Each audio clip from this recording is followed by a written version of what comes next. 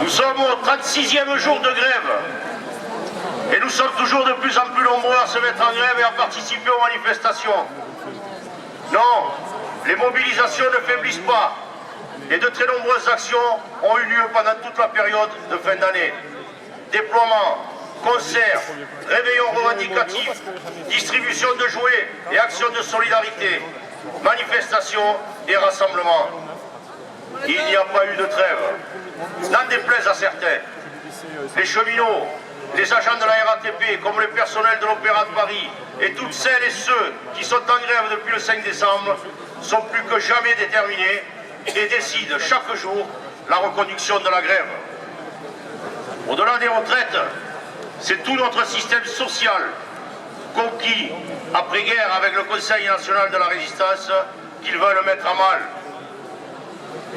Nous sommes à un tournant, nous sommes à une décision d'un choix de société. Il est grand temps de partager les richesses, celles-là même que nous produisons. Il est bien de redonner des chiffres. Il y en a un là qui me tient à cœur parce que, il y en a deux d'ailleurs. Je ne sais pas si vous avez vu la bourse en France, en 2019, a augmenté de 28%. Les riches sont de plus en plus riches.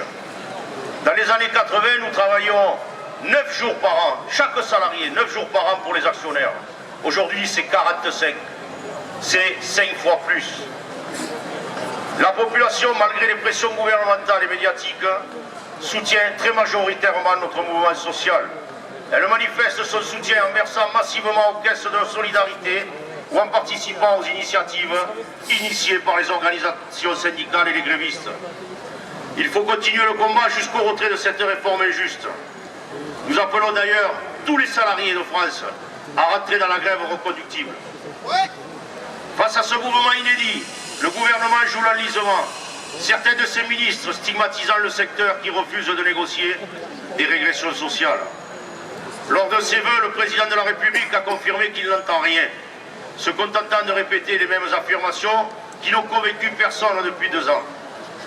L'intersyndicale réclame le retrait du projet de réforme pour ouvrir des négociations constructives afin d'améliorer le régime actuel pour tous les secteurs professionnels et toutes les générations.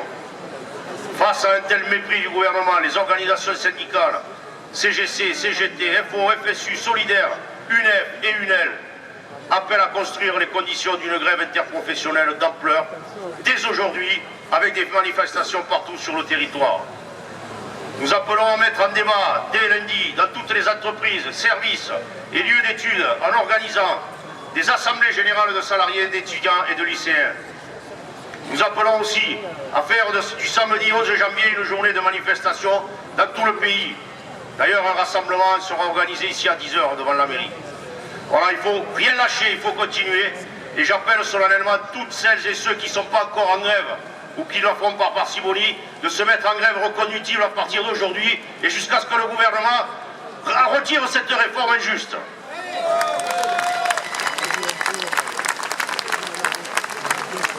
Alors, on va partir en manifestation. Sachez que le trajet a été un peu changé, vous comprenez pourquoi. Nous allons à la rencontre de l'intersyndicale des marins, pêcheurs et conchyliculteurs qui bloquent le port depuis ce matin 9 h. Ils sont près de 200 à la capitainerie.